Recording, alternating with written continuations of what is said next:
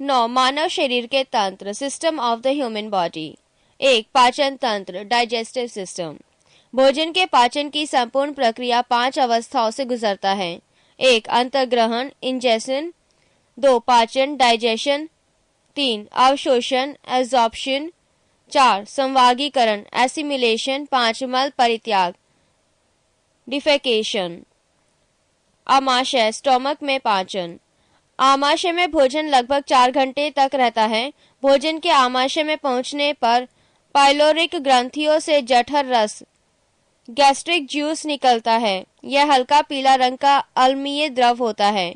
आमाशय के ऑक्सीटेनिक कोशिकाओं से हाइड्रोक्लोरिक अम्ल निकलता है जो भोजन के साथ आए हुए जीवाणुओं को नष्ट कर देता है तथा एंजाइम की क्रिया को तीव्र कर देता है। हाइड्रोक्लोरिक अम्ल भोजन के माध्यम को अम्लीय बना देता है जिससे लार की टायलिन की क्रिया समाप्त हो जाती है। आमाशय में निकलने वाले जठर रस में एंजाइम होते हैं पेप्सिन एवं रेनिन। पेप्सिन प्रोटीन को खंडित कर सरल पदार्थों पेप्टोन्स में परिवर्तित कर देता है। रेनिन दूध की धुली हुई प्रोटीन कैसिनोजेन को ठोस प्रोटीन कैल्शियम पैराकैसिनेट के रूप में बदल देता है। पक्वाशय, ड्यूडेनम में पाचन। भोजन को पक्वाशय में पहुंचते ही सर्वप्रथम इसमें यकृत, लीवर से निकलने वाला पित्त रस, बाइल डक्ट आकर मिलता है। पित्त रस क्षारीय होता है और यह भोजन को अम्लीय से क्षारीय बना देता है। यहाँ अग्नाशय से अग्नाशय रस आकर भोजन में मिलता है जिसमें 3 प्रकार के एंजाइम होते हैं। 1 ट्रिप्सिन, यह प्रोटीन एवं पेप्टोन को पॉलीपेप्टाइड्स तथा अमीनो अम्ल में परिवर्तित करता है। पेज 401। 2 एमाइलेज, यह मांड स्टार्च को घुलनशील शर्करा शुगर में परिवर्तित करता है। 3 लाइपेज, यह इम्लीफाइड वसाओं को ग्लिसरीन तथा फैटी एसिड्स में परिवर्तित करता है। छोटी आंत, स्मॉल इंटेस्टाइन में पाचन, यहाँ भोजन के पाचन की क्रिया पूर्ण होती है एवं पचे हुए भोजन का अवशोषण होता है। छोटी आंत की दीवारों से आंतरिक रस निकलता है। इसमें निम्न एंजाइम होते हैं। 1 इरेप्सिन, शेष प्रोटीन एवं पेप्टोन को अमीनो अम्ल में परिवर्तित करता है। 2 माल्टेस, यह माल्टोस को ग्लूकोज में परिवर्तित करता है। 3 सुक्रेस, सुक्रोज को ग्लूकोज एवं फ्रुक्टोज में परिवर्तित करता है। 4 लैक्टेस, यह लैक्टोज को ग्लूकोज एवं ग्लैक्टोज में परिवर्तित करता है।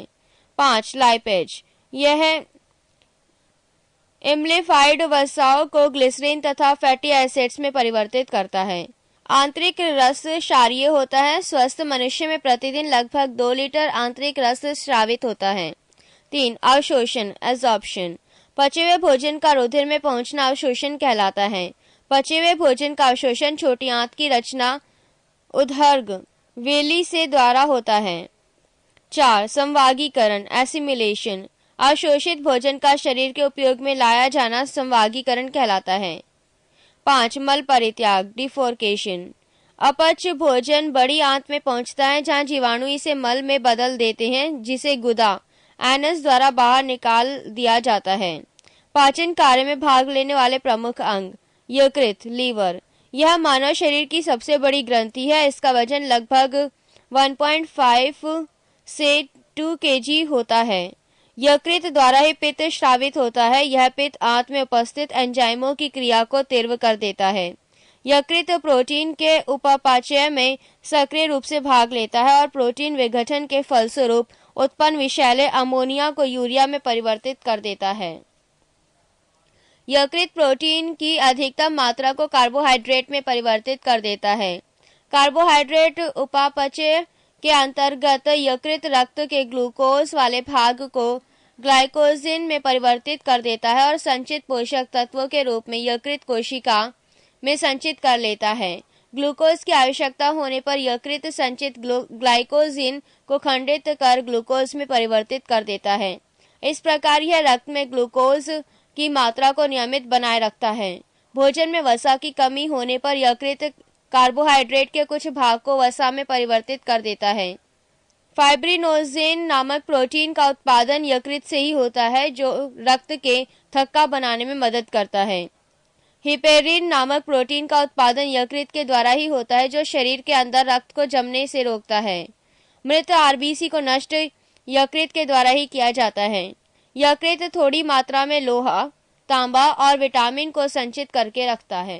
पेज 402 शरीर के ताप को बना रखने में मदद करता है। भोजन में जहर पॉइजन देकर मारे गए व्यक्ति की मृत्यु के कारणों की जांच में यकृत एक महत्वपूर्ण सुराग होता है। पित्ताशय गैल ब्लडर।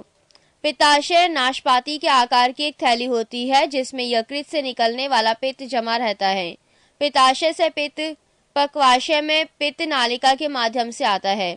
पित्त का पक्वाशय में गिरना प्रतिवर्ती क्रिया रिफ्लेक्स एक्शन द्वारा होता है। पित्त बाइल पीले हरे रंग का क्षारीय द्रव है जिसका पीएच मान 7.7 होता है। पित्त में जल की मात्रा 85% एवं पित्त वर्णक बाइल पिगमेंट की मात्रा 12% होती है। पित्त बाइल का मुख्य कार्य निम्न है। यह भोजन के माध्यम को क्षारीय कर देता है जिससे अग्नाशय रस क्रिया कर सके। यह भोजन के साथ आए हानिकारक जीवाणुओं को नष्ट करता है। यह वसाओं का इमोलिसिफिकेशन ऑफ फैट करता है। यह आंत की क्रमानुकुंचन गतियों को बढ़ाता है जिससे भोजन में पाचक रस भली भांति मिल जाते हैं। यह विटामिन के एवं वसाओं में घुले अन्य विटामिनों के अवशोषण में सहायक होता है। पित्त वाहिनी में अवरोध हो जाने पर यकृत कोशिकाएं रुधिर से बिलीरुबिन लेना बंद कर देती हैं। फलस्वरूप बिलीरुबिन संपूर्ण शरीर में फैल जाता है। इसे ही पीलिया कहते हैं। अग्नाशय पैनक्रियास। यह मानव शरीर की दूसरी सबसे बड़ी ग्रंथि है। यह एक साथ अंतःस्रावी, नलिकाहीन, एंडोक्राइन और बहिःस्रावी, नलिकायुक्त, एक्सोक्राइन दोनों प्रकार की ग्रंथि है। इससे अग्नाशय रस निकलता है जिसमें 9.8% जल तथा शेष भाग में लवण एवं एंजाइम होते हैं। यह क्षारीय द्रव होता है जिसका पीएच मान 7.5 to 8.3 होता है। इसमें तीनों प्रकार के मुख्य भोजन पदार्थ यथा कार्बोहाइड्रेट, वसा एवं प्रोटीन के पचाने के एंजाइम होते हैं। इसीलिए इसे पूर्ण पाचक रस कहा जाता है। लैंगरहैंस की द्वीपिका आइसलैंड्स ऑफ लैंगरहैंस। यह अग्नाशय का ही एक भाग है। इसकी खोज लैंगरहैंस नामक चिकित्सा शास्त्री ने की थी। इसके बीटा कोशिका से इंसुलिन, अल्फा कोशिका से ग्लूकान एवं गामा कोशिका से सोमेटोस्टेटिन नामक हार्मोन निकलता है। इंसुलिन यह अग्नाशय के एक भाग लैंगरहैंस की द्वीपिका के बीटा कोशिका द्वारा स्रावित होता है। इसकी खोज वेटिंग एवं वेस्ट के सन 1921 ईस्वी में की थी। यह ग्लूकोज से ग्लाइकोजन बनाने की प्रक्रिया को नियंत्रित करता है। इंसुलिन के अल्प श्रवण से मधुमेह डायबिटीज नामक रोग हो जाता है। नोट: रुधिर में ग्लूकोज की मात्रा बढ़ना मधुमेह कहलाता है। इंसुलिन के अतिश्रवण से हाइपोग्लाइसीमिया नामक रोग हो जाता है जिसमें जनन क्षमता तथा दृष्टि ज्ञान कम होने लगता है। ग्लूकान यह ग्लाइकोजन को पुनः ग्लूकोज में परिवर्तित कर देता है। सोमेटोस्टेटिन यह पॉलीपेप्टाइड हार्मोन होता है जो भोजन के स्वांगीकरण की अवधि को बढ़ाता है। पेज 403 पाचन का सारांश। ग्रंथि रस 1 लार। एंजाइम फर्स्ट टाइलिन, भोज्य पदार्थ मॉड श्वेतसार, प्रतिक्रिया के बाद माल्टोज। सेकंड माल्टेस, भोज्य पदार्थ माल्टोज, प्रतिक्रिया के बाद ग्लूकोज। 2 जठर रस। First pepsin, protein, peptones. Second rennin, casein, calcium paracaseinate. 3 अग्नाशय रस। First trypsin, protein, polypeptides. Second amylase, मॉड, शर्करा। थर्ड लाइपेज, वसा, वसा अम्ल एवं ग्लिसरॉल। 4 आंतरीय रस। फर्स्ट इरेप्सिन, प्रोटीन, अमीनो अम्ल। Second maltase, maltose, glucose. Third lactase, lactose, glucose एवं fructose. Fourth sucrase, sucrose, glucose एवं ग्लैक्टोज। फिफ्थ लाइपेज, वसा, वसीय अम्ल एवं ग्लिसरॉल। 2 परिसंचरण तंत्र सर्कुलेटरी सिस्टम। रक्त परिसंचरण की खोज सन 1628 ईस्वी में विलियम हार्वे ने की थी। इसके अंतर्गत निम्न 4 भाग हैं। फर्स्ट हृदय हार्ट, सेकंड धमनियां आर्टरीज, थर्ड शिराएं वेन्स और फोर्थ रुधिर ब्लड। हृदय हार्ट। यह हृदय वरण पेरिकार्डियम नामक थैली में सुरक्षित रहता है। इसका भार लगभग 300 ग्राम होता है। मनुष्य का हृदय 4 खोष्ठों चैम्बर का बना होता है। अगले भाग में एक दायां आलेंद राइट ऑरिकल एवं बायां आलेंद लेफ्ट ऑरिकल तथा हृदय के पिछले भाग में एक दायां निलय राइट वेंट्रिकल तथा एक बायां निलय लेफ्ट वेंट्रिकल होता है। दाएं आलेंद एवं दाएं निलय के बीच त्रिनलिरी कपाट ट्राइकस्पिड वाल्व होता है। बाएं आलिंद और बाएं निलय के बीच द्विनलिनी कपाट बाइकस्पिड वाल्व होता है। शरीर से हृदय की ओर रक्त ले जाने वाली रक्तवाहिनी को शिरा वेन कहते हैं। शिरा में अशुद्ध रक्त अर्थात कार्बन डाइऑक्साइड युक्त रक्त होता है। इसका अपवाद है पल्मोनरी शिरा। पल्मोनरी शिरा फेफड़ा से बाएं आलिंद में रक्त को पहुंचाता है। इसमें शुद्ध रक्त होता है। हृदय से शरीर की ओर रक्त ले जाने वाली रक्तवाहिनी को धमनी आर्टरी कहते हैं। धमनी में शुद्ध रक्त अर्थात ऑक्सीजन युक्त रक्त होता है। इसका अपवाद है पल्मोनरी धमनी। पल्मोनरी धमनी दाहिनी निलय से फेफड़ा में रक्त पहुंचाता है।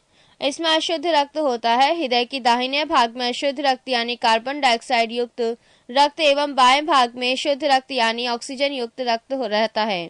हृदय की मांसपेशियों को रक्त पहुंचाने वाली वाहिनियों को कोरोनरी धमनी कहते हैं। इसी में किसी प्रकार की रुकावट होने पर हृदयाघात हार्ट अटैक होता है। पेज 404। हृदय में रुधिर का मार्ग path of blood in the heart. बायां आलिंद, बायां निलय, दैहिक महाधमनी, विभिन्न धमनियां, छोटी धमनियां, धमनी कोशिकाएं, अंग, अग्र एवं पश्च महाशिरा, दाहिना आलिंद, दाहिने निलय, पाल्मोनरी धमनी, फेफड़ा, पाल्मोनरी शिरा, बाएं आलिंद, ऑक्सीजन युक्त रुधिर। हृदय के संकुचन सिस्टोल एवं शिथिलन डायस्टोल को सम्मिलित रूप से हृदय की धड़कन हार्ट बीट कहते हैं। सामान्य अवस्था में मनुष्य का हृदय 1 मिनट में 72 बार, भ्रूण अवस्था में 150 बार धड़कता है तथा एक धड़कन में लगभग 70 मिलीलीटर रक्त पंप करता है। साइनो आरिकुलर नोड दाहिने आलिंद की दीवार में स्थित तंत्रिका कोशिकाओं का समूह है जिससे हृदय धड़कन की तरंग प्रारंभ होती है। सामान्य मनुष्य का रक्त दाब 120 पर 80 mmHg होता है। Systolic 120, diastolic 80। रक्तदाब मापने वाले यंत्र का नाम। भाग 4 भारतीय अर्थव्यवस्था। पेज 405। वुमन संपुट में पतली रुधिर कोशिकाओं का कोशिका गुच्छ ब्रैकेट ग्लोमेरुलस पाया जाता है जो 2 प्रकार की धमनिकाओं से बनता है। एक चौड़ी अभिवाही धमनिका ब्रैकेट एफरेंट आर्टीरियोल जो रुधिर को कोशिका गुच्छ में पहुंचाती है। 2 पतली अपवाही धमनिका ब्रैकेट एफरेंट आर्टीरियोल जिसके द्वारा रक्त कोशिका गुच्छ से वापस ले जाया जाता है। ग्लोमेरुलस की कोशिकाओं से द्रव के छन कर वुमेन संपुट की गुहा में पहुंचने की प्रक्रिया को परानिस्पंदन ब्रैकेट अल्ट्राफिल्ट्रेशन कहते हैं। वृक्कों का प्रमुख कार्य रक्त के प्लाज्मा को छानकर शुद्ध बनाना अर्थात इसमें से अनावश्यक और अनुपयोगी पदार्थों को जल की कुछ मात्रा के साथ मूत्र के द्वारा शरीर से बाहर निकालता है। वृक्कों की रुधिर की आपूर्ति अन्य अंगों की तुलना में बहुत अधिक होती है। वृक्क में प्रति मिनट औसतन 125 मिली अर्थात दिन भर में 180 लीटर रक्त निस्पंद ब्रैकेट फिल्ट्रेट होता है। इसमें से 1045 लीटर मूत्र रोजाना बनता है। बाकी निस्पंद वापस रक्त में अवशोषित हो जाता है। सामान्य मूत्र में 95% जल, 2% लवण, 2.7% यूरिया एवं 0.3% यूरिक अम्ल होते हैं। मूत्र का रंग हल्का पीला उसमें उपस्थित वर्णक यूरोक्रोम के कारण होता है। यूरोक्रोम हीमोग्लोबिन के विखंडन से बनता है। मूत्र अम्लीय होता है। इसका पीएच मान 6 होता है।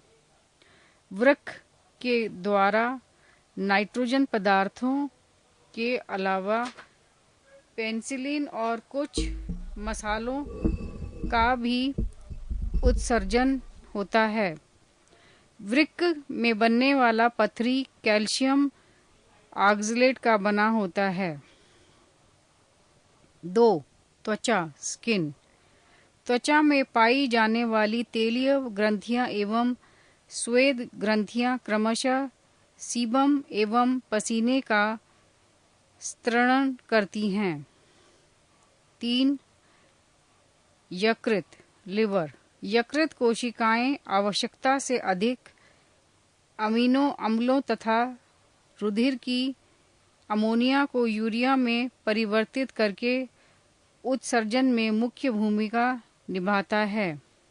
4. फेफड़े लंग्स। फेफड़ा 2 प्रकार के गैसीय पदार्थ कार्बन डाइऑक्साइड और जलवाष्य का उत्सर्जन करता है।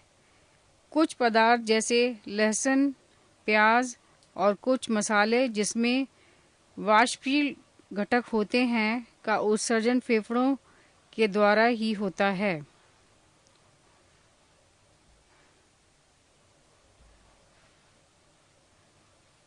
विभिन्न जंतु एवं उनके उत्सर्जन। जंतु एक कोशिकीय जंतु, उत्सर्जन विसरण के द्वारा। 2. पोरीफेरा संघ के जंतु, उत्सर्जन विशिष्ट नलिका तंत्र द्वारा। 3. सिलेंट्रेड्स सीधे कोशिकाओं द्वारा। 4. चपटे कृमि ज्वाला कोशिकाओं द्वारा। 5. एनिलिडा संघ के जंतु, वृक्क ब्रैकेट नेफ्रीडिया द्वारा। 6. आर्थ्रोपोड्स मेलपीडियन नलिकाओं द्वारा। 7. मोलस्का मूत्र अंग द्वारा। 8. केशरुकी मुख्यतः वृक्क द्वारा। 5. तंत्रिका तंत्र ब्रैकेट नर्वस सिस्टम। तंत्रिका तंत्र इसके अंतर्गत सारे शरीर में महीन धागे के समान तंत्रिकाएं फैली रहती हैं। ये वातावरणीय परिवर्तनों की सूचनाएं संवेदी अंगों से प्राप्त करके विद्युत आवेगों ब्रैकेट इलेक्ट्रिकल इम्पल्सेस के रूप में इनका द्रुत गति से प्रसारण करती हैं और शरीर के विभिन्न भागों के बीच कार्यात्मक समन्वय स्थापित करती हैं। पेज 406। मनुष्य का तंत्रिका तंत्र 3 भागों में विभक्त होता है। 1. केंद्रीय तंत्रिका तंत्र सेंट्रल नर्वस सिस्टम। 2. परिधीय तंत्रिका तंत्र पेरिफेरल नर्वस सिस्टम। 3. स्वायत्त या स्वाधीन तंत्रिका तंत्र ऑटोनॉमिक नर्वस सिस्टम। 1. केंद्रीय तंत्रिका तंत्र। तंत्रिका तंत्र का वह भाग जो संपूर्ण शरीर तथा स्वयं तंत्रिका तंत्र पर नियंत्रण रखता है केंद्रीय तंत्रिका तंत्र कहलाता है। मनुष्य का केंद्रीय तंत्रिका तंत्र 2 भागों से मिलकर बना होता है। 1. मस्तिष्क ब्रेन और 2. मेरुरज्जु स्पाइनल कॉर्ड। 1. मस्तिष्क।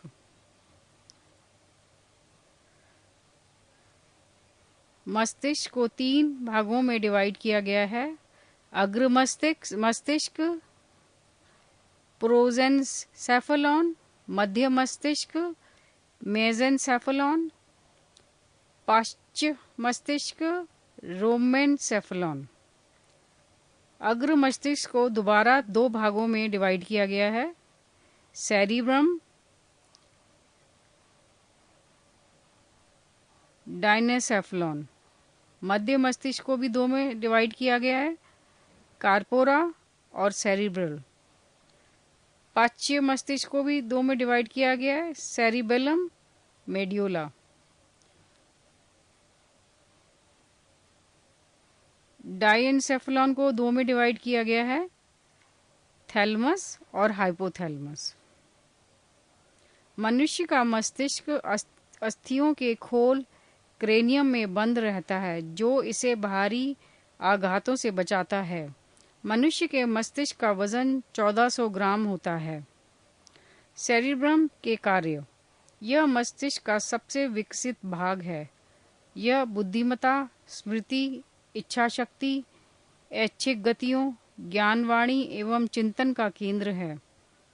ज्ञानेंद्रियों से प्राप्त प्रेरणाओं का इसमें विश्लेषण एवं समन्वय होता है। थैलमस के कार्य। यह दर्द, ठंडा तथा गर्म को पहचानने का कार्य करता है। हाइपोथैलेमस के कार्य। यह अंतःस्रावी ग्रंथियों से स्रावित होने वाले हार्मोन्स का नियंत्रण करता है।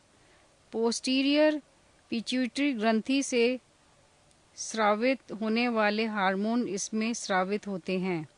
यह भूख, प्यास, ताप नियंत्रण, प्यार, घृणा आदि के केंद्र होते हैं। रक्तदाब यानी ब्लड प्रेशर, जल के उपापचय, पसीना, गुस्सा, खुशी आदि इसी के नियंत्रण में हैं। ईईजी इलेक्ट्रोएन्सेफलोग्राम का प्रयोग मस्तिष्क के कार्य का पता लगाने के लिए किया जाता है। कार्पोरा क्वाड्रिजेमिना के कार्य। यह दृष्टि एवं श्रवण शक्ति पर नियंत्रण का केंद्र है।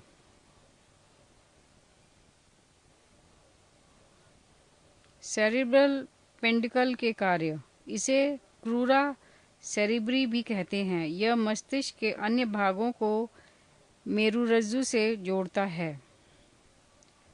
सेरिबेलम के कार्य। यह शरीर का संतुलन बनाए रखता है एवं ऐच्छिक पेशियों के संकुचन पर नियंत्रण करता है।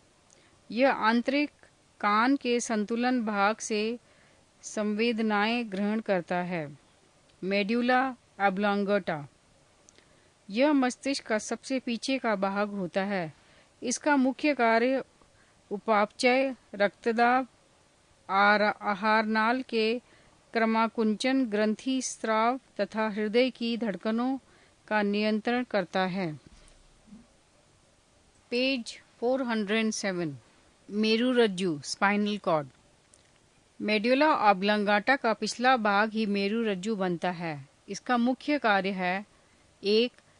प्रतिवर्ती क्रियाओं का नियंत्रण एवं समन्वय करना, अर्थात प्रतिवर्ती क्रिया के केंद्र का कार्य करता है। 2. मस्तिष्क से आने जाने वाले उद्दीपनों का संवहन करता है। नोट: प्रतिवर्ती क्रियाओं, रिफ्लेक्स एक्शंस का पता सर्वप्रथम मार्शल हॉल नामक वैज्ञानिक ने लगाया था। 2. परिधीय तंत्रिका तंत्र। परिधीय तंत्रिका तंत्र मस्तिष्क एवं मेरुरज्जु से निकलने वाली तंत्रिकाओं का बना होता है। इन्हें क्रमशः कपाल ब्रैकेट क्रेनियल एवं मेरुरज्जु स्पाइनल तंत्रिकाएं कहते हैं। मनुष्य में 12 जोड़ी कपाल तंत्रिकाएं और 31 जोड़ी मेरुरज्जु तंत्रिकाएं पाई जाती हैं। न्यूरॉन। तंत्रिका ऊतक की इकाई को न्यूरॉन या तंत्रिका कोशिका कहते हैं। नार एड्रेनलिन नामक रासायनिक द्रव्य न्यूरोट्रांसमीटर पदार्थ है। 3. स्वायत्तता तंत्रिका तंत्र। स्वायत्त तंत्रिका तंत्र कुछ मस्तिष्क एवं कुछ मेरुरज्जु तंत्रिकाओं का बना होता है। ये शरीर के सभी आंतरिक अंगों व रक्त वाहिनियों को तंत्रिकाओं की आपूर्ति करता है। स्वायत्त तंत्रिका तंत्र की अवधारणा को सबसे पहले लैंगली ने 1921 ईस्वी में प्रस्तुत किया। स्वायत्त तंत्रिका तंत्र के दो भाग होते हैं। एक अनुकंपी तंत्रिका तंत्र ब्रैकेट सिंपैथेटिक नर्वस सिस्टम। दो परानुकंपी तंत्रिका तंत्र पैरासिम्पैथेटिक नर्वस सिस्टम। अनुकंपी तंत्र के कार्य।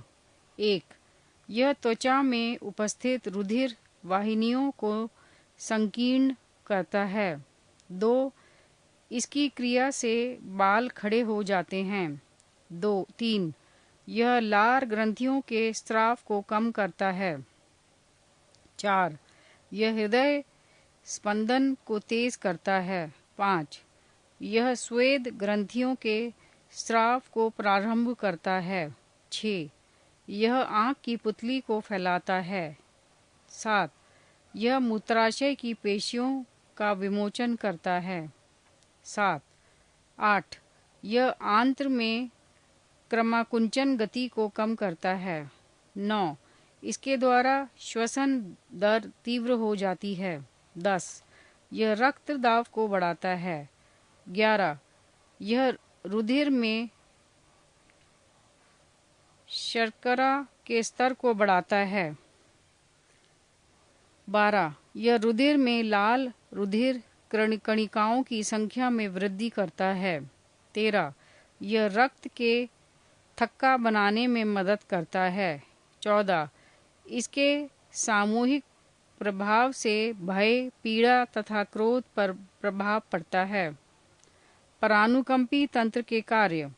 इस तंत्र का कार्य सामान्यतः अनुकंपी तंत्र के कार्य के विपरीत है। जैसे 1, यह रुधिर वाहिनियों की गुहा को चौड़ा करता है, किंतु कोरोनरी रुधिर वाहिनियों को छोड़कर। 2, यह लार के स्राव में तथा अन्य पाचक रसों में वृद्धि करता है। 3, यह नेत्र की पुतली का संकुचन करता है। 4, यह मूत्राशय की अन्य पेशियों में संकुचन उत्पन्न करता है। 5, यह आंतरीय भित्ति में संकुचन एवं गति उत्पन्न कराता है। 6, इस तंत्रिका तंत्र का प्रभाव सामूहिक रूप से आराम और सुख की स्थितियां उत्पन्न करता है। पेज 408। 6, कंकाल तंत्र स्केलेटन सिस्टम। मनुष्य का कंकाल तंत्र को दो भागों का बना होता है। ए अक्षीय कंकाल, बी उपांगीय कंकाल। ए अक्षीय कंकाल एक्सियल स्केलेटन। शरीर का मुख्य अक्ष बनाने वाले कंकाल को अक्षीय कंकाल कहते हैं। इसके अंतर्गत खोपड़ी, कशेरुक, दंड तथा छाती की अस्थियां आती हैं। 1, खोपड़ी स्कल। मनुष्य के सिर हेड में अंतः कंकाल के भाग को खोपड़ी कहते हैं। इसमें 29 अस्थियां होती हैं। इसमें से 8 अस्थियां संयुक्त रूप से मनुष्य के मस्तिष्क को सुरक्षित रखती हैं। इन अस्थियों से बनी रचना को कपाल क्रेनियम कहते हैं। कपालों की सभी अस्थियां सीवनों स्यूचर्स के द्वारा दृढ़ता पूर्वक जुड़ी रहती हैं। इनके अतिरिक्त 14 अस्थियां चेहरे को और बनाती हैं। 6 अस्थियां कान को, हावड़ नामक एक और अस्थि खोपड़ी में होती है।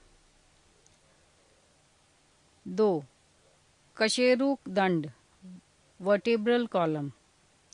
मनुष्य का कशेरुक दंड 33 कशेरुकाओं से मिलकर बनता है।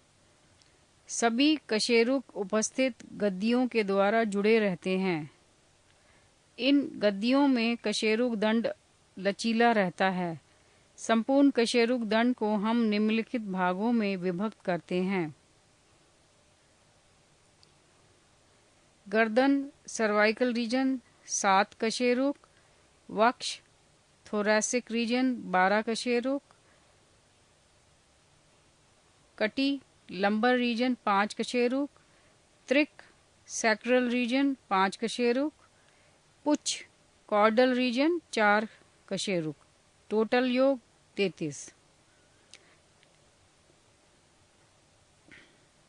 इसका पहला कशेरुक जो कि एटलस कशेरुक कहलाता है, खोपड़ी को साधे रहता है। कशेरुक दंड के कार्य: 1. सिर को साधे रहता है। 2. यह गर्दन तथा धड़ को आधार प्रदान करता है। 3. यह मनुष्य को खड़े होकर चलने, खड़े होने आदि में मदद करता है। 4. यह गर्दन तथा धड़ के लचक प्रदान करते हैं, जिसमें मनुष्य किसी भी दिशा में अपनी गर्दन और धड़ को मोड़ने में सफल होता है। 5. यह मेरुरज्जु को सुरक्षा प्रदान करता है। बी. उपागीय कंकाल अपेंडिकुलर स्केलेटन। इसके निम्न भाग हैं: 1. पाद अस्थियां, दोनों हाथ पैर मिलाकर 118 अस्थियां होती हैं। 2. मेखलाएं। मनुष्य में उग्रपाद तथा पश्चपाद को अक्षीय कंकाल पर साधने के लिए 2 चाप पाए जाते हैं, जिन्हें मेखलाएं गर्डल्स कहते हैं। अग्रपाद की मेखला को अंश मेखला तथा पश्चपाद की मेखला को श्रेणी मेखला पेल्विक गर्डल कहते हैं। अक्ष मेखला से अग्रपाद की अस्थि ह्यूमरस एवं श्रेणी मेखला से पश्चपाद की हड्डी फीमर जुड़ी होती है। कंकाल तंत्र के कार्य: 1. शरीर को निश्चित आकार प्रदान करना। 2. शरीर के कोमल अंगों की सुरक्षा प्रदान करना। 3. पेशियों को जुड़ने का आधार प्रदान करना। 4. श्वसन एवं पोषण में सहायता प्रदान करना। 5. लाल रक्त कणिकाओं का निर्माण करना। पेज 409। मनुष्य के शरीर में कुल हड्डियों की संख्या 206। बाल्यावस्था में कुल हड्डियों की संख्या 208। सिर की कुल हड्डियों की संख्या 29। कपाल 8, फेसियल 14 एवं कर्ण 6। रीढ़ की कुल हड्डियों की संख्या प्रारंभ में 33। रीढ़ की कुछ हड्डियों की संख्या विकसित होने पर 26।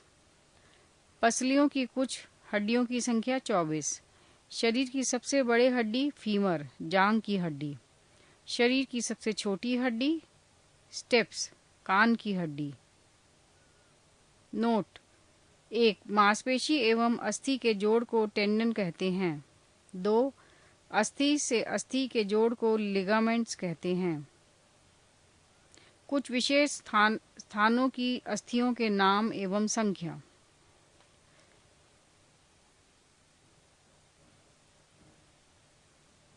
स्थान 1. कर्ण अस्थियां। अस्थियों के नाम: मेलियस, इंटस, स्टेप्स। संख्या 2, 2, 2।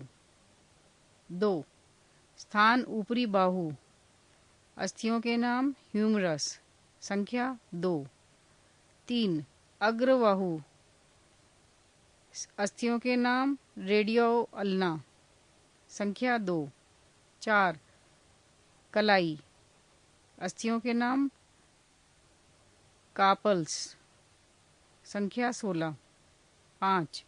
हथेली। अस्थियों के नाम: मेटाकार्पल्स। संख्या 10। 6. अंगुलियां। अस्थियों के नाम: फेलेंजेस। संख्या 28। 7. जांघ। अस्थियों के नाम: फीमर। संख्या 2। 8. पिंडली। अस्थियों के नाम: टिबियोफेबुला। संख्या 4। 9. घुटना। अस्थियों के नाम: पटेला। संख्या 2। 10. टखना। अस्थियों के नाम: टार्सल। संख्या 14। 11. तलवा। अस्थियों के नाम: मेटाटार्सल्स। संख्या 10। 7. अंतःस्रावी तंत्र एंडोक्राइन सिस्टम। ए स्रावी ग्रंथियां एक्सोक्राइन ग्लैंड्स। यह नलिका युक्त डक्ट ग्लैंड्स होती हैं। इनसे एंजाइम का स्राव होता है, जैसे दुग्ध ग्रंथि, श्वेत ग्रंथि, अश्रु ग्रंथि, श्लेष्म ग्रंथियां, लार ग्रंथियां आदि। बी अंतःस्रावी ग्रंथि एंडोक्राइन ग्लैंड। यह नलिका विहीन डक्टलेस ग्रंथि होती हैं। इसमें हार्मोन का स्राव होता है। यह हार्मोन रक्त प्लाज्मा के द्वारा शरीर के विभिन्न भागों में पहुंचाया जाता है, जैसे पीयूष ग्रंथि, अवटु ग्रंथि थायराइड ग्लैंड, परा अब्दु ग्रंथि पैराथायराइड ग्लैंड आदि। मानव शरीर की मुख्य अंतःस्रावी ग्रंथि एवं उनसे उत्पन्न हार्मोन के कार्य एवं प्रभाव। 1. पीयूष ग्रंथि पिट्यूटरी ग्लैंड। यह कपाल की स्फेनाइड हड्डी में एक गड्ढे में स्थित होती है। इसको सेल टर्सिका भी कहते हैं। इसका भार लगभग 0.6 ग्राम होता है। इसके मास्टर ग्रंथि के रूप में भी जाना जाता है। पीयूष ग्रंथि से निकलने वाले हार्मोन एवं उनके कार्य। 1. STH hormone somatotrophic hormone. यह शरीर की वृद्धि, विशेषतया हड्डियों की वृद्धि का नियंत्रण करती है। एसटीएच की अधिकता से भीमकायत्व, जाइजेंटिज्म अथवा एक्रोमिगली विकार उत्पन्न हो जाते हैं, जिसमें मनुष्य की लंबाई सामान्य से बहुत अधिक बढ़ जाती है। एसटीएच की कमी से मनुष्य में बौनापन, ड्वार्फिज्म होता है। 2. TSH hormone thyroid stimulating hormone. यह थायराइड ग्रंथि को हार्मोन स्रावित करने के लिए प्रेरित करता है। 3. ACTH hormone adrenocorticotrophic hormone. Adrenal cortex के स्राव को नियंत्रण करता है। Page 410। 4.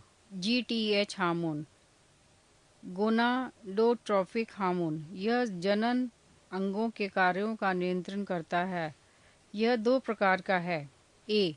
FSH hormone follicle stimulating hormone. यह वृषण की शुक्र जनन नलिकाओं में शुक्राणु जनन में सहायता करता है। यह अंडाशय में फॉलिकल की वृद्धि में मदद करता है। बी. एलएच हार्मोन ल्यूटेनाइगिंग हार्मोन अंतराल कोशिका उत्तेजक हार्मोन।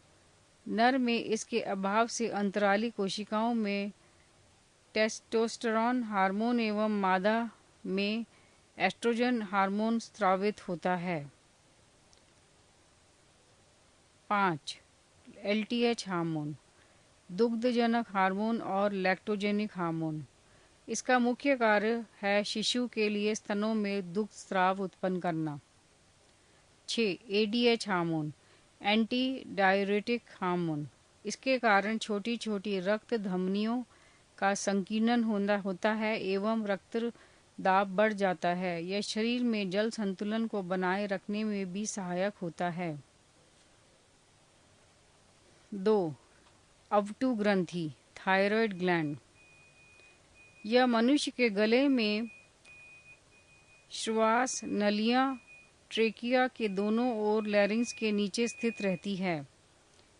इससे निकलने वाला हार्मोन थायरॉक्सिन एवं ट्रायोडोथायरोनिन है। इसमें आयोडीन अधिक मात्रा में रहता है। थायरॉक्सिन के कार्य। 1. यह कोशिकीय श्वसन की गति को तीव्र करता है। 2. यह शरीर की सामान्य वृद्धि, विशेषतः हड्डियां, बाल इत्यादि के विकास के लिए अनिवार्य है। 3. जनन अंगों के सामान्य कार्य इन्हीं की सक्रियता पर आधारित है। 4. पीयूष ग्रंथि के हार्मोन के साथ मिलकर शरीर के जल संतुलन का नियंत्रण करते हैं। थायरॉक्सिन की कमी से होने वाला रोग। जड़ मानवता। 1. जड़ मानवता क्रेटिनिज्म। यह रोग बच्चों में होता है। इसमें बच्चों का मानसिक एवं शारीरिक विकास अवरुद्ध हो जाता है। 2. मिक्सडीमा। यौवनावस्था में होने वाले इस रोग में उपापचय भली भांति नहीं हो पाता, जिसमें हृदय स्पंदन तथा रक्तचाप कम हो जाता है। 3. हाइपोथायरायडिज्म। लंबे समय तक इस हार्मोन की कमी के कारण यह रोग होता है। इस रोग के कारण सामान्य जनन कार्य संभव नहीं हो पाता। कभी कभी इस रोग के कारण मनुष्य गूंगा एवं बहरा हो जाता है। 4. गॉइटर घेंगा। भोजन में आयोडीन की कमी से यह रोग उत्पन्न होता है। इस रोग में थायराइड ग्रंथि के आकार में बहुत वृद्धि हो जाती है। थायरॉक्सिन के अधिक्य से होने वाला रोग। 1. Toxic goitre. इसमें हृदय गति तीव्र हो जाती है, रक्तचाप बढ़ जाता है, श्वसन दर तीव्र हो जाती है। 2. एक्सोप्थैल्मिया। इस रोग में आंख फूलकर नेत्रकोटर से बाहर निकल आती है। 3. Parathyroid gland. यह गला में अवटु ग्रंथि थायराइड ग्लैंड के ठीक पीछे स्थित होता है। इससे 2 हार्मोन स्रावित होते हैं। 1. Parathyroid hormone. यह हार्मोन तब स्रावित होता है जब रुधिर में कैल्शियम की कमी हो जाती है।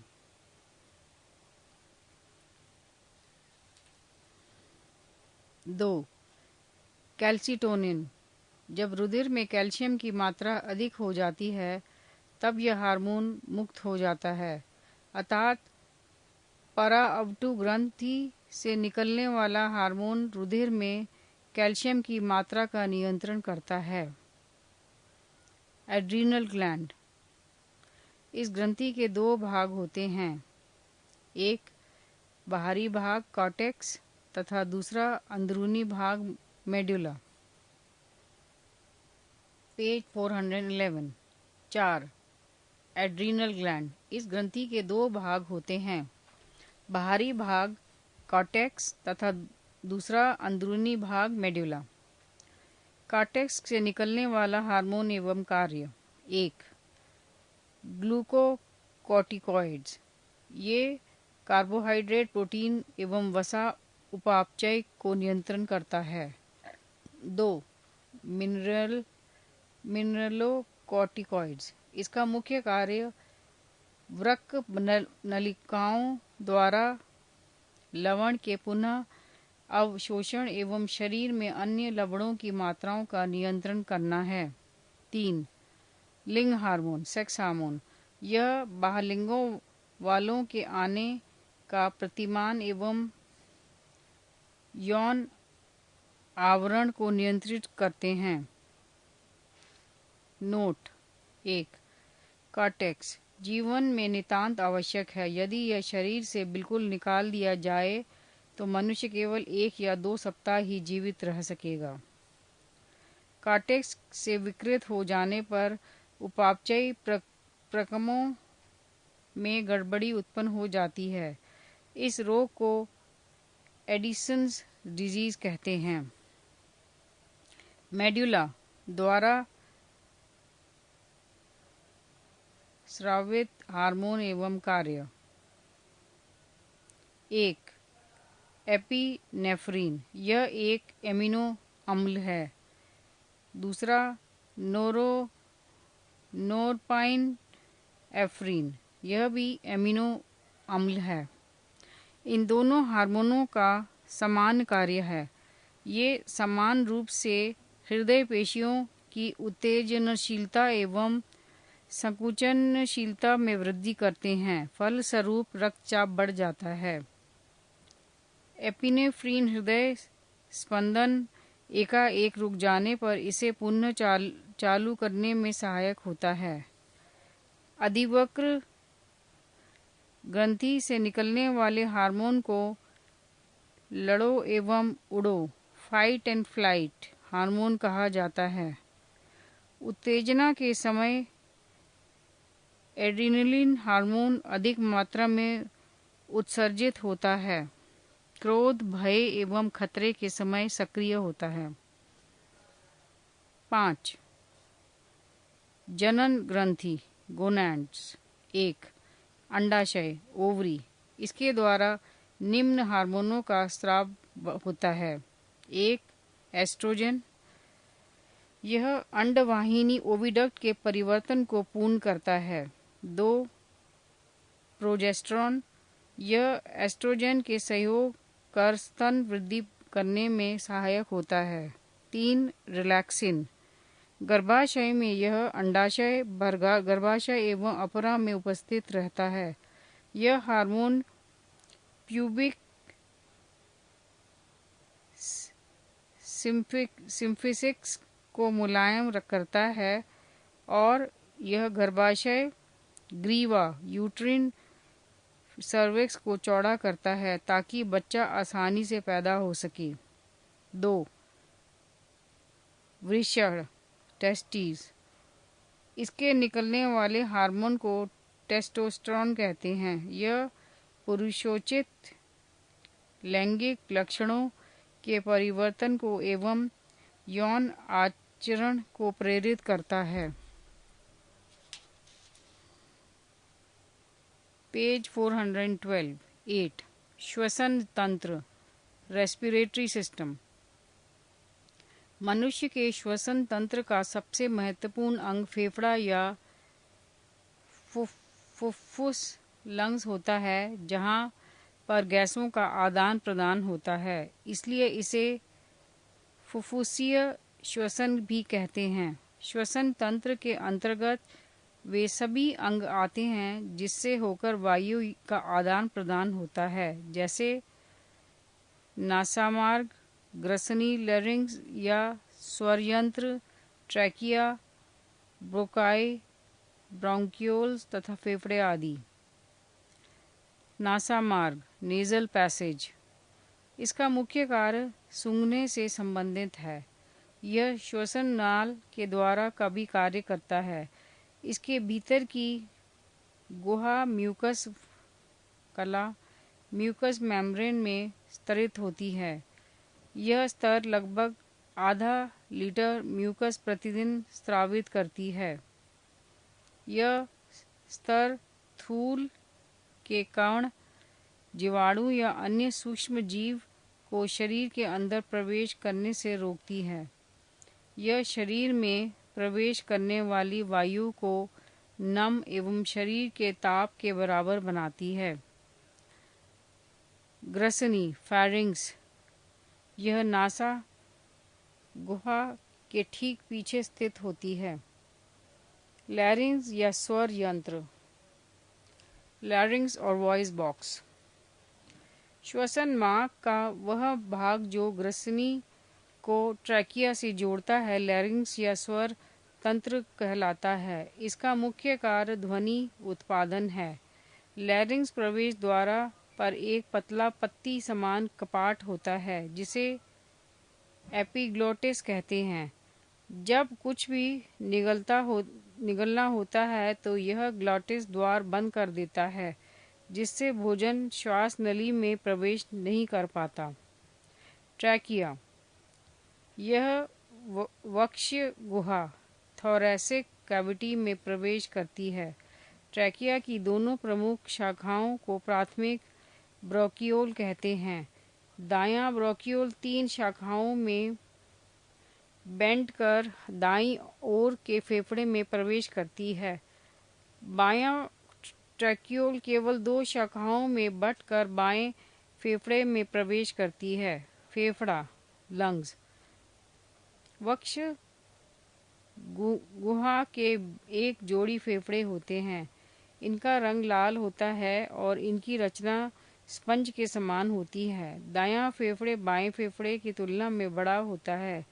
प्रत्येक फेफड़ा एक झिल्ली द्वारा घिरा रहता है जिसे प्लूरल मेम्ब्रेन कहते हैं। फेफड़े में रुधिर कोशिकाओं का जाल बिछा रहता है। यहीं पर O2 रुधिर में चली जाती है और CO2 बाहर आ जाती है। श्वसन की प्रक्रिया को 4 भागों में बांटा जा सकता है। 1. वाम श्वसन एक्सटर्नल रेस्पिरेशन, 2. गैसों का परिवहन ट्रांसपोर्टेशन ऑफ गैसेस, 3. आंतरिक श्वसन इंटरनल रेस्पिरेशन, 4. कोशिकीय श्वसन सेलुलर रेस्पिरेशन। वाम श्वसन यह निम्न 2 पदों में विभक्त होता है। श्वासोच्छ्वास ब्रीदिंग, 2. बी. गैसों का विनिमय एक्सचेंज ऑफ गैसेस। ए. श्वासोच्छ्वास फेफड़ों में निश्चित दर से वायु भरी तथा निकाली जाती है जिसे सांस लेना या श्वासोच्छ्वास कहते हैं। श्वासोच्छ्वास की क्रिया विधि मैकेनिज्म ऑफ ब्रीदिंग। 1. निश्वसन इंस्पिरेशन। इस अवस्था में वायु वातावरण से वायु पथ द्वारा फेफड़े में प्रवेश करती है जिससे वक्षगुदा का आयतन बढ़ जाता है और एवं फेफड़ों में एक निम्न दाब का निर्माण हो जाता है तथा वायु वातावरण से फेफड़ों में प्रवेश करती है। यह हवा तथा तब तक प्रवेश करती है जब तक कि वायु का दाब शरीर के भीतर एवं बाहर बराबर न हो जाए। 2. एक्सपीरेशन उच्च श्वसन। इसमें श्वसन के पश्चात वायु उसी वायु पथ के द्वारा फेफड़े से बाहर निकलकर वातावरण में पुनः लौट जाती है जिस पथ से वह फेफड़े में प्रवेश करती है। पेज 413। श्वासोच्छ्वास में वायु का संगठन। अंदर ली गई वायु नाइट्रोजन 79%, ऑक्सीजन 21%, कार्बन डाइऑक्साइड 0.03%। बाहर निकाली गई वायु नाइट्रोजन 79%, ऑक्सीजन 17%, कार्बन डाइऑक्साइड 4%। सांस द्वारा लगभग 400 मिलीलीटर पानी प्रतिदिन हमारे शरीर से बाहर निकलता है। बी. गैसों का विनिमय। गैसों का विनिमय फेफड़े के अंदर होता है। यह गैसीय विनिमय धुली अवस्था में या विसरण प्रवणता डिफ्यूजन ग्रेडियंट के आधार पर साधारण विसरण के द्वारा होता है। फेफड़े में ऑक्सीजन तथा कार्बन डाइऑक्साइड गैसों का विनिमय उनके दाबों के अंतर के कारण होता है। इन दोनों गैसों की विसरण की दिशा दूसरे के विपरीत होती है। 2.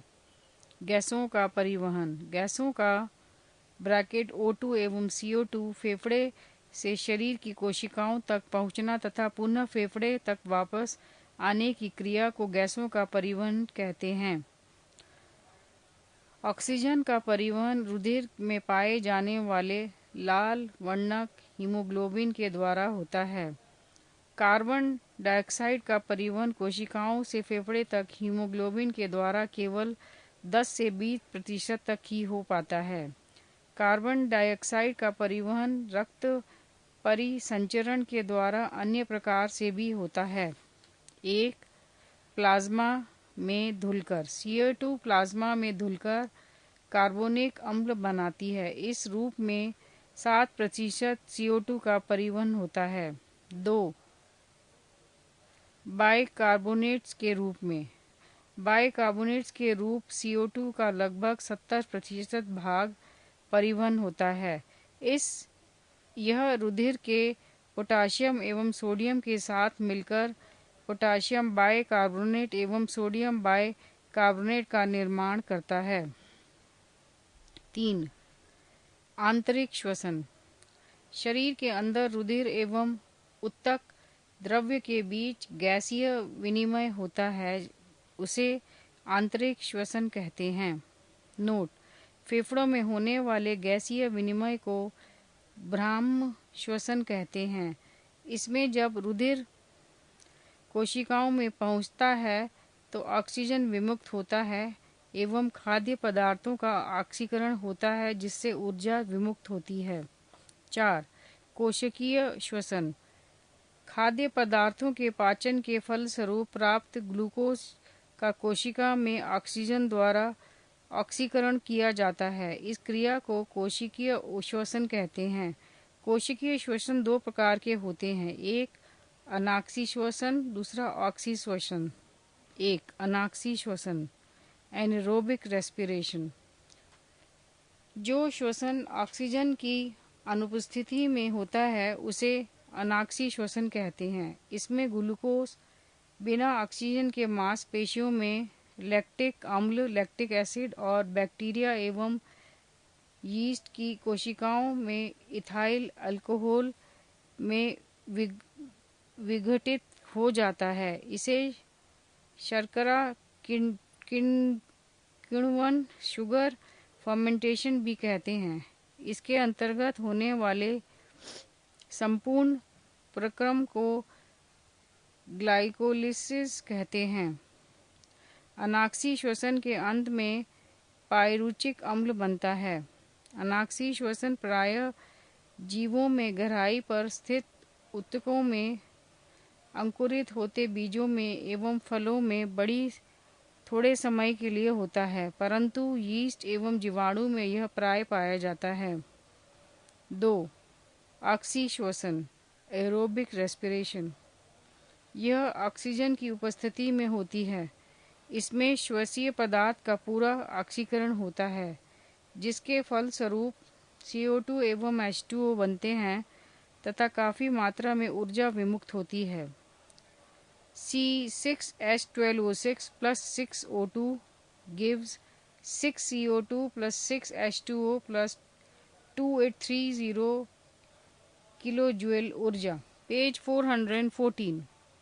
कोशिकीय श्वसन में होने वाली जटिल प्रक्रिया को 2 भागों में बांटा गया है, ए ग्लाइकोलिसिस, बी क्रेब्स चक्र।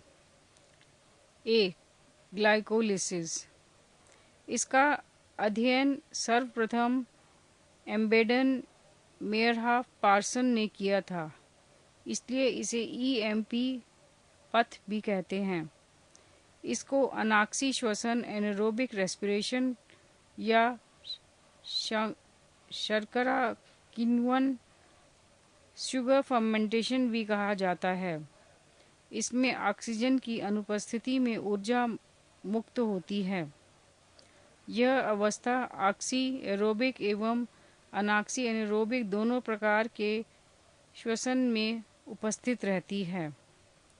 एक ग्लूकोज अणु का ग्लाइकोलिसिस में विघटन के फलस्वरूप पाइरुचिक अम्ल के 2 अणु बनते हैं। इस प्रक्रिया को आरंभ करने में 2 अणु ATP एडिनोसिन ट्राइफॉस्फेट व्यय होते हैं, किंतु प्रक्रिया के अंत में 4 अणु ATP प्राप्त होते हैं। अतः ग्लाइकोलिसिस के फलस्वरूप 2 अणु ATP प्राप्त होते हैं, अर्थात 16,000 कैलोरी ऊर्जा प्राप्त होती है। ग्लाइकोलिसिस में ऑक्सीजन की आवश्यकता नहीं होती, अतः यह प्रक्रिया अनाक्षी श्वसन एवं ऑक्सी श्वसन में एक समान होती है। इसमें हाइड्रोजन के 4 परमाणु बनते हैं, जो NAD को 2NADH2 में बदलने में काम आता है। क्रेब्स चक्र, क्रेब्स साइकिल। इसका वर्णन हेंस क्रेब ने सन 1937 ईस्वी में दिया। इसको साइट्रिक अम्ल चक्र या ट्राइकोबॉक्सिलीय चक्र भी कहा जाता है। यह माइटोकॉन्ड्रिया के अंदर विशेष एंजाइम की उपस्थिति में ही संपन्न होता है। एडीपी के 2 अणु एटीपी के 2 अणु बनाते हैं। इस चक्र में हाइड्रोजन के 2 परमाणु 5 बार मुक्त होते हैं। पूरे चक्र 2 अणु पायरुचिक अम्ल में होते हैं, अतः कुल 6 अणु कार्बन डाइऑक्साइड के बनते हैं। हमारे तंत्र में अधिकतम एटीपी अणुओं का निर्माण क्रेब्स चक्र के दौरान होता है। ऊर्जा का उत्पादन, प्रोडक्शन ऑफ एनर्जी। पायरुचिक अम्ल के अणु के ऑक्सीकरण में एटीपी का एक अणु 5 अणु NADH के व 1 अणु FADH का बनता है। NADH के एक अणु से 3 अणु एटीपी के व FADH2 के एक अणु से एटीपी के 2 अणु प्राप्त होते हैं। इस प्रकार पायरुविक अम्ल में एक अणु से 1 प्लस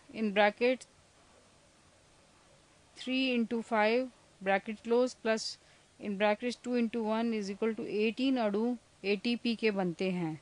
ग्लूकोज के एक अणु में से 2 पायरुविक अम्ल के अणु बनते हैं, जिसमें 36 अणु एटीपी के प्राप्त होते हैं।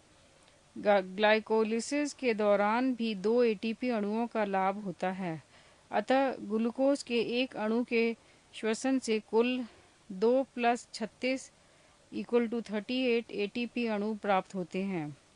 श्वसनीय पदार्थ, कार्बोहाइड्रेट, वसा एवं प्रोटीन प्रमुख श्वसनीय पदार्थ हैं। सबसे पहले कार्बोहाइड्रेट का श्वसन होता है, इसके बाद वसा का। कार्बोहाइड्रेट एवं वसा का भंडार समाप्त होने के बाद ही प्रोटीन का श्वसन होता है। श्वसन एक उपचयी क्रिया कैटाबॉलिक प्रोसेस है। इससे शरीर के भार में भी कमी होती है। पेज 415।